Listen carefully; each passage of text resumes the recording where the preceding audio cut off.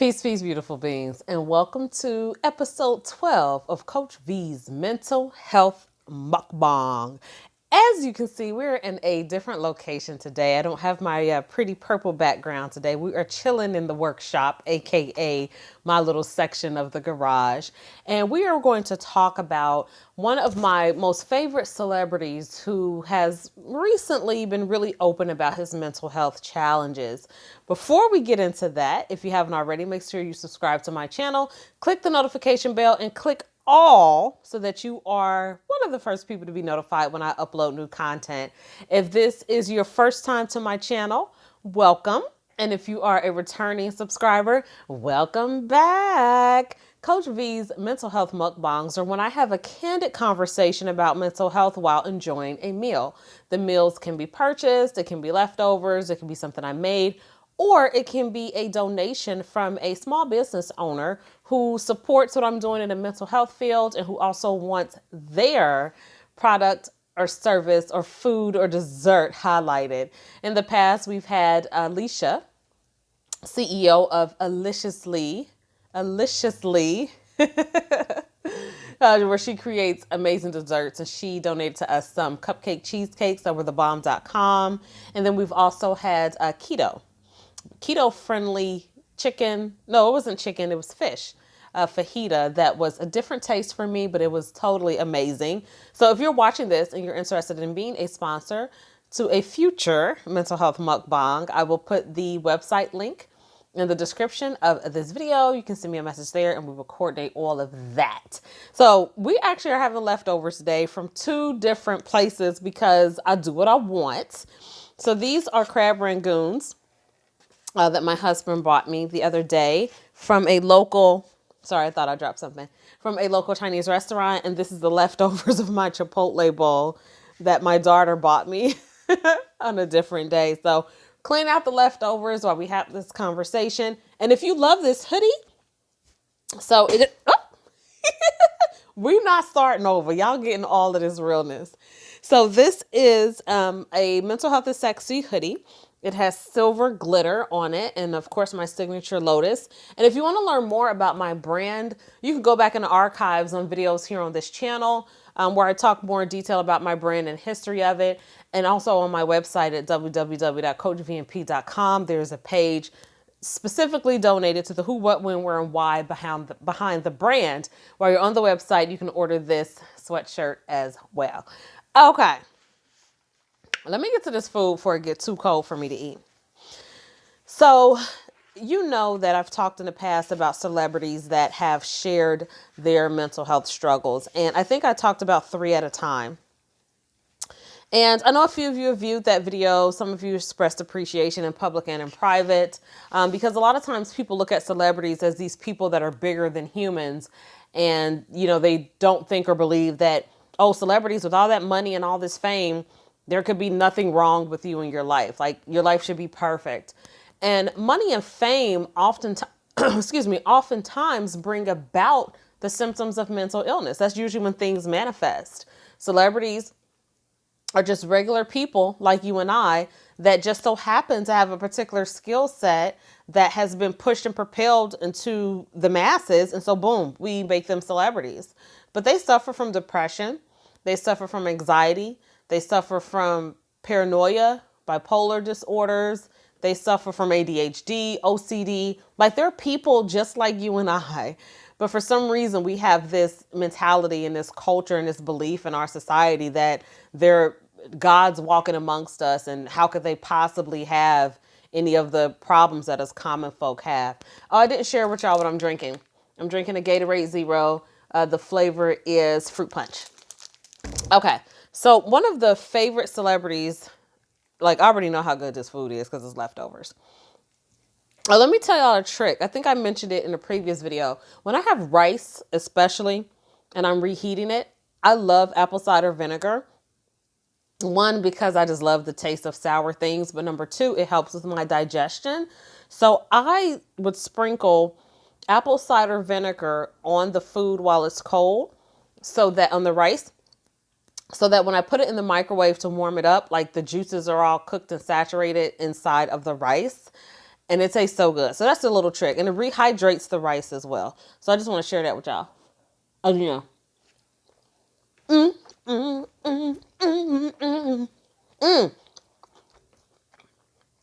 And I forgot,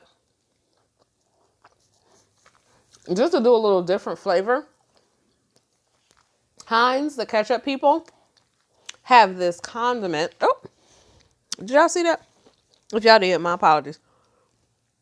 Occupational hazard doing a mukbang. Heinz has this condiment called honey sriracha.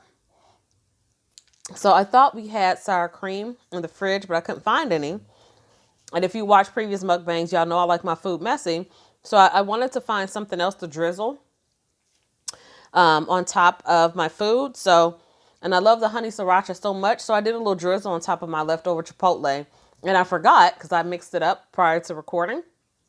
So when I just took my first bite, I tasted that spicy sweetness. So it just reminded me to share with y'all that that's what I did. And then with the crab rangoons, of course, you got to have your side of sweet and sour sauce to dip it in. Like, that's just a requirement. Y'all hear how crunchy that is?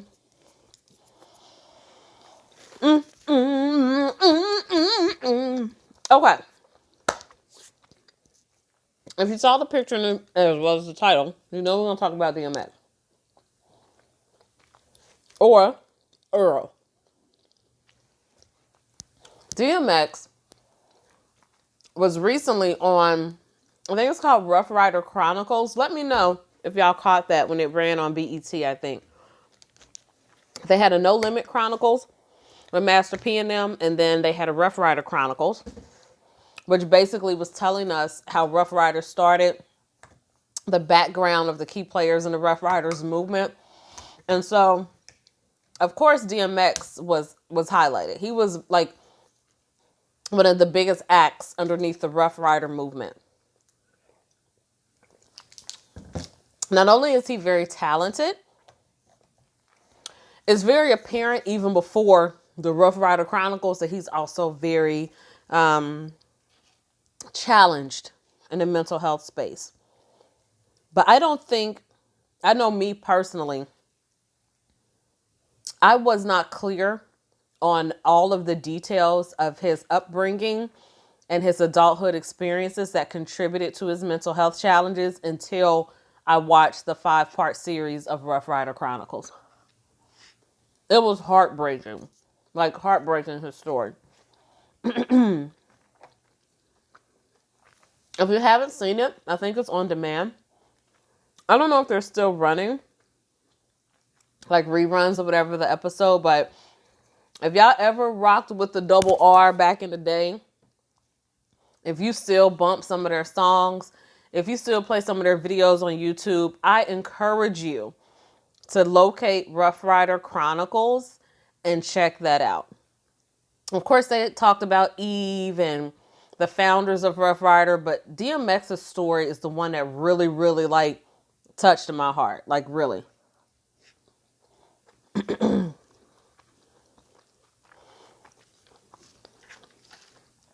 DMX had a quote-unquote typical rough upbringing. He was physically abused. I guess you can even say mentally and emotionally abused.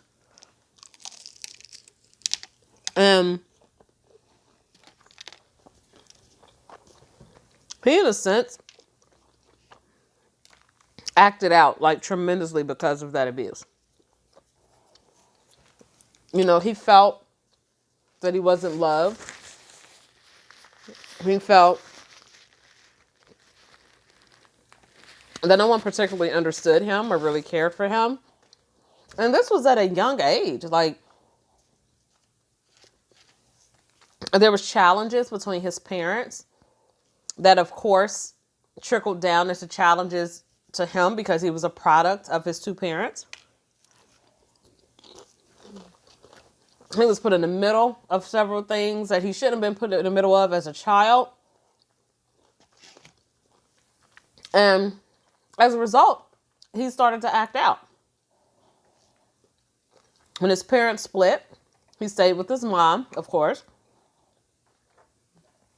And it got to a point, I think around between 10 and 12. I can't remember all the details. But it got to a point where he just became like basically too much for his mom to handle. I believe he had a brother. And between him and his brother, like he was a handful by himself. You know, food was an issue in his household. And before long, you know, his mom took him to, I don't know if it's called a boarding school, but she took him to some facility because she felt that, according to DMX, she felt that she could no longer deal with or handle the challenges that her son was presenting to her. He was getting older. He was getting stronger physically, more defiant. And she just, you know, apparently she either didn't seek after or there weren't any available resources to help her with rearing her child since dad was no longer in the home. So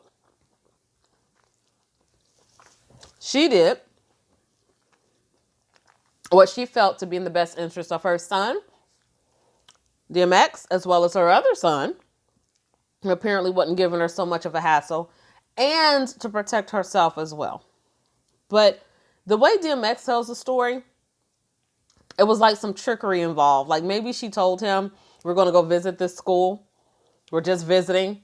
So he had this expectation of coming back home with his family. And then it turned out that no, mom had already in the background signed up and organized for him to take residence there immediately. Maybe mom felt like if I tell him, he has to stay, he'll fight, he'll run off, he'll do whatever. So let me trick him and tell him we're going to go check this place out. And then boom, piece him out, leave him there. He good. And that's what DMX says is what happened. So keep in mind, he was already a troubled young man. And then he already felt unloved, unwanted, and misunderstood. And then boom, his mom did the bait and switch. That devastated him to no end. Like it devastated him. It weighed on his mental health, his consciousness, his psyche to the point of breaking. And again, keep in mind, DMX is in between 10 and 12. 10 and 13, maybe.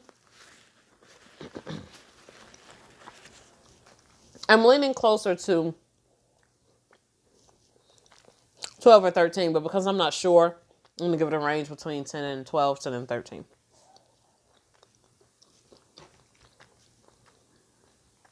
I say that to say this. Not only is he having this experience and challenge with his mom and his family, Mother Nature's kicking in. So there's hormonal changes, there's physical changes, there's emotional changes, all happening at one time for little Earl. And maybe he's confused and trying to find his place in this world. You know, maybe he's confused and trying to figure out, hey, why my dad abandoned us? Was it for me? Was it because of me? Like, he may have had a lot going on. So all of that pressure inevitably caused his psyche, per se, to break. And do you know what happens to people when so much pressure or negative experience happens that they can't grasp themselves around or that they can't catch their breath and their psyche breaks? If you know what happens in those situations or similar situations, put it down in the comments. What happens to a person when their psyche breaks?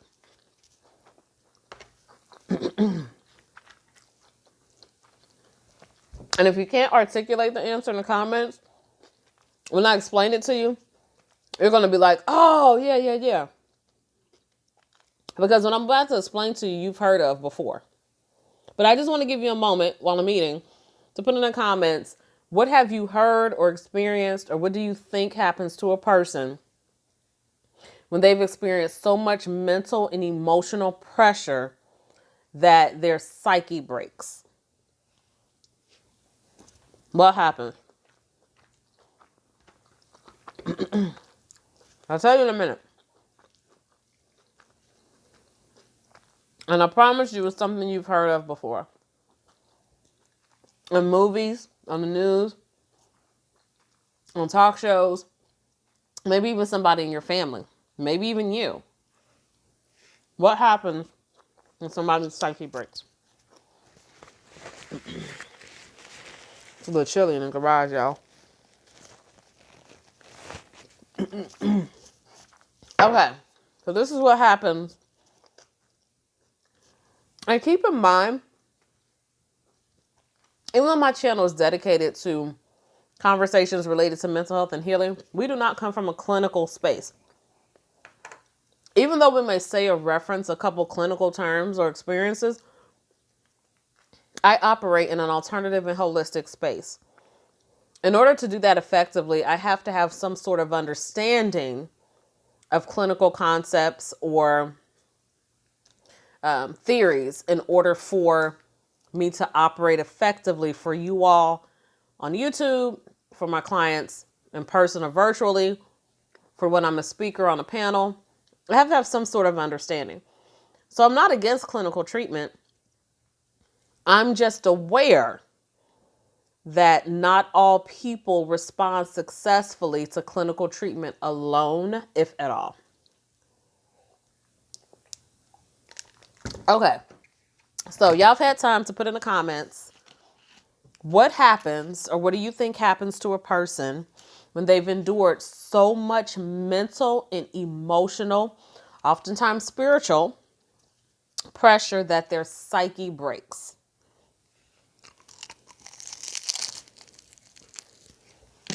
I don't care how this looks. I love Rangoons.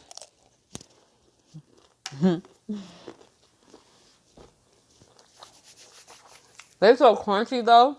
I'm thinking like the bite into it looks really crazy. But I don't care. Me no care. Okay. When a person experiences intense mental, emotional, spiritual pressure over a period of time and their psyche breaks, or people call it sometimes nervous breakdown, there are a certain sector of people who, in order to protect themselves, they believe this protects them. When their psyche breaks, they create another personality, right? So we got little Earl going through all these different things in life. Physically, financially, mentally, emotionally, he's feeling lost. He's feeling unloved. He's feeling like his mother don't want him. His dad don't want him. He's misunderstood. So now little Earl is vulnerable. Little Earl hides within himself so that no one else can hurt him or harm him, right? But he still has to exist. So what little Earl does is creates another person, another persona, a more aggressive, stronger image of himself in order to protect little Earl. Sometimes people call that personality disorder. Excuse me, split personality. There's movies made out of it. And it is, in fact, a mental illness.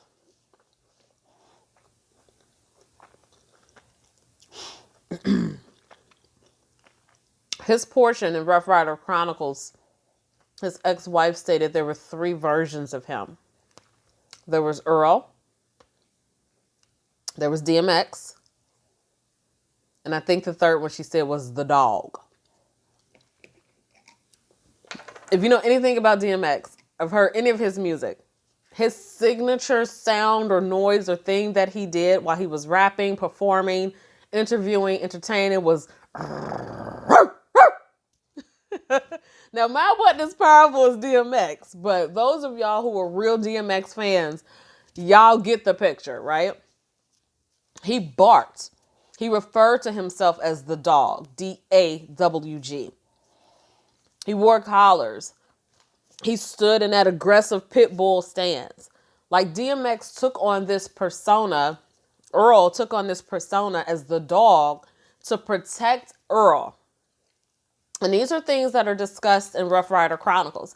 He had to create something to protect Earl, which later I guess was referred to as the dog. When he realized, when he was locked away, all he could do was write.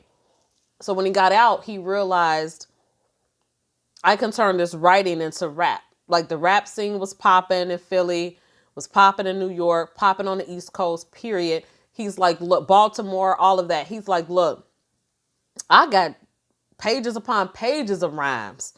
I can do this. I can freestyle. He started going to battle raps, winning. Like, hey, I can do this. Let me show you I can do this. And that's when DMX was created. So DMX, the rapper, was also a persona to protect Earl. Now, if you watch the series, you'll know that early in DMX's career, it was hard for him to get put on because he was still a street dude. He was still robbing people, beating up people, in and out of jail, catching charges. So it was hard for people, record labels, managers to deal with him. They knew he was talented, but they didn't want to deal with all the drama that came with him. So people overlooked him or stepped by him. Even for people who were less talented, they gravitated towards those people who were less talented per se because they came with less drama. And what that did for the rapper DMX is it created more challenges for him personally because he knew he was good. He knew he was great. He knew he was traveling all over the East Coast and beating people, battle rappers left and right. He had his bark and his he knew that. But he couldn't accept that he was getting looked over because he himself was in his own way.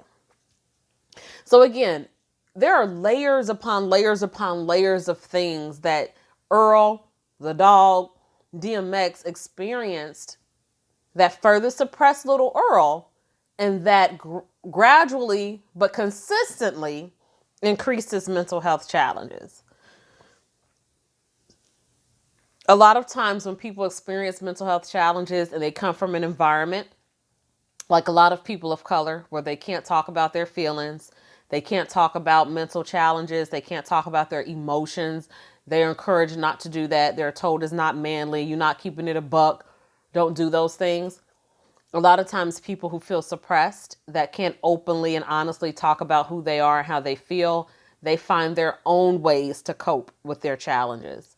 Another way to say it is that they self-medicate. DMX followed that same path. Got involved into heavy drugs and alcohol because he was trying to heal originally little Earl, who was buried further and further inside of himself. The more famous he got, the more opportunities that passed him, the relationships that failed. So sometimes, or a lot of times, people with mental health challenges practice what we call escapism, where they will do anything to escape their reality, the reality of feeling unheard, feeling hopeless, feeling anxious, feeling misunderstood, feeling not loved by anyone, feeling used for the things that they have or the things that they can do for other people. And people practice various levels of escapism. One of the most common, though, is drug and alcohol abuse, and DMX was no different. However, DMX had a few people in his corner, I believe his uncle and his wife at the time, or his ex-wife at the time, that truly cared about him and that truly saw who he was past DMX the rapper and past the dog. They saw Lil Earl. So they intervened as much as they could.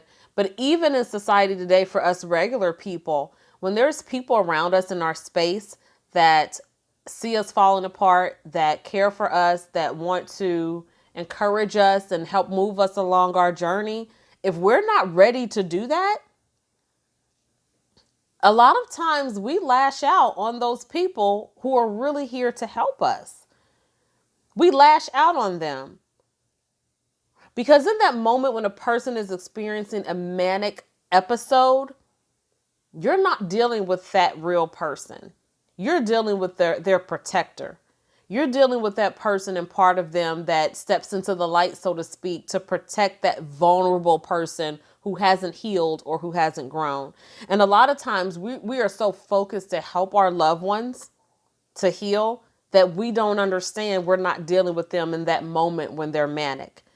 We have to learn and accept that we're dealing with their representative, their protector. And until they pull him back, there's arguing, there's fussing, there's things that are said that shouldn't be said, there's hurtful conversations, there's ended relationships, there's different levels of abuse. Like, it's a horrible experience. So I'm grateful that DMX felt comfortable to be so vulnerable and so open during his segment on Rough Rider Chronicles. And I'm hoping that when people see this video, or when people see Rough Rider Chronicles, or when they read about DMX's story, that it empowers them to speak up and speak out and get help for their demons that are tap dancing inside of them and causing them to be very unlikable people, causing them to be very dangerous and cause harm to themselves and to others. There's help out here, whether it's clinical or whether it's alternative and holistic, there's help out here. But we just have to normalize the conversations about mental illness. And we have to not excuse away people's individual experiences.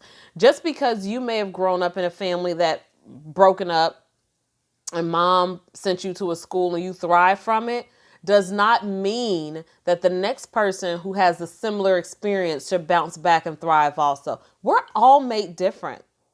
So we must stop minimizing other people's experiences and treat them as if they're our own, and begin to show compassion and love and understanding and true concern, and not be so quick to exploit people's stories or to embarrass them or to weaponize their mental health struggles. I appreciate DMX for speaking up and speaking out, and it gave me more of a clear understanding of where people develop alternate personalities from, where they're birthed from, and why they do it. In his mind, he was protecting that little boy who was never protected, which is a whole nother can of worms, because once he starts his healing journey, little Earl is still 12 or 13. Whatever age Earl was when he was packed away and DMX created these other personas to protect him, Earl stayed the age that Earl was the day he got packed away. So that means as he begins to do his healing work, as he begins to unpack his trauma and heal from it and forgive people, including himself, he's now going to have to deal with Earl and allow Earl to grow up and catch up to his physical age of what? DMX is 50 maybe? Late 40s, early 50s? So we're talking about over 30 years of growth that Lil Earl will still have to do once DMX begins to heal and unpack his trauma and step the dog to the side and step DMX the rapper to the side and allow little 12, 13-year-old Earl to come forth and to be vulnerable and to talk about his experiences and to embark on a healing journey. This is why I always tell people in person and on these platforms that the personal growth and healing is a journey, is not a destination. Because even though I'm almost 10 years into this lifestyle, I am still learning day by day what things trigger me, what things bother me, what things increase my heart rate, what things want to make me go off. I'm still learning. The growth comes in that things that trigger me 10 years ago no longer trigger me, right? I can identify those things and move around. However, because we're here on this earth having a human experience and dealing with other imperfect humans, there are new things that bother me. Now, I may not get as bothered as I did 10 years ago, but there are new things that bother me. The only difference is I've done so much work for almost a decade that I'm able to be aware of the things that bother me and be in tune with the physical cues that my body gives me to let me know that I'm bothered by something. That's the difference between who I am today and who I was 10 years ago. So I feel confident in saying that as Earl DMX, the dog, continues his healing, there's levels and layers that he couldn't even imagine that he's about to go through. And I just hope and pray that he has a support system around him to keep gently pushing him forward, because it gets ugly. The healing journey gets ugly. It gets painful. People disappear. But I promise you, and I'm telling you from experience, it is so worth it. And the person that you morph into on the other side is not just beautiful physically, but mentally, emotionally, spiritually. And then everything else falls into alignment. The finances, the opportunities, the people in your space. It is an amazing journey. However, it is scary and it is painful. And that's just me keeping it 100. So I'm thankful that DMX has been speaking out about his depression, about his anxiety, about his personality disorder that is evident that he has, because he created these different personas to protect the little boy who was not being protected. Woo! Now I'm a food code. That was a lot. But y'all know, I like to keep these videos around 30 minutes or so. We're coming up on 32 minutes. So we'll pause right here. And in the comments, let me know what you think about this mukbang. Let me know what you think about this conversation. Did you see Rough Rider Chronicles? Did you know these things about DMX? Can you relate to his story? Is there someone in your family who has a similar story?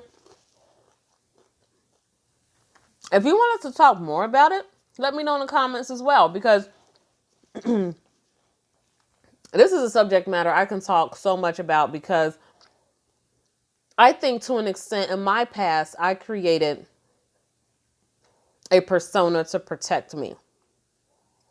I think that, wow, and this is a epiphany for me because I never thought about it this way. I think we all do it to an extent when we have unhealed drama. And when I look back at how mean I used to be, when I look back at how cocky and egotistical I used to be, when I look at how abusive I was with my words, with my hands, with how I treated people, that really wasn't me. That was a persona I created to protect that little version of me who felt unprotected. Whew, that's deep. That's deep, y'all. All right, we're coming up on time. Please like this video, comment, subscribe to the channel, share this video. Let me know what you think about this conversation, this topic, this mental health mukbang. Is it benefiting you? Are you sharing it amongst your circle? Would you like to be a sponsor in the future? I will have my website in the description box. Please reach out for me if you have any questions, any feedback, any topic ideas, and especially if you want to sponsor a future mental health mukbang. So again, these are candid conversations about mental health while enjoying a meal. Whether I finish the meal or not, this is what this mental health mukbang is all about. I just feel some type of way right now, but it's good. Like, this conversation got my spine tingling, and I just really hope that this entire playlist, and especially today's video, is benefiting someone out there. Don't forget, I don't have it with me. Oh, yes, I do. Don't forget to grab a copy of my new self-help book, Renew Your Mind, Take Charge of Your Mental Health, 8 Alternative Ways to Improve Your Quality of Life. I wrote this book as a resource to help you see that you too can take charge of your mental health without medication like I did. I beat manic depression with these 8 techniques that I have in this book. It's available on my website as a book bundle. You'll get all the supplies needed to work through the book. You get a bookmark that I hand make. So visit the website for that. Okay, y'all, I got to get up out of here. Thank you so much for tuning in. Thank you for subscribing. Thank you for sharing. I will see you in our next episode, which will be number 13 of Coach Vee's Mental Health Mukbang. Shout out the hoodie again. Mental health is sexy. Available on the website. Thank you so much for helping me spread my signature message and for supporting my channel. I see y'all subscribing and commenting. I see y'all. Thank you so much. I will see you next time. Be blessed.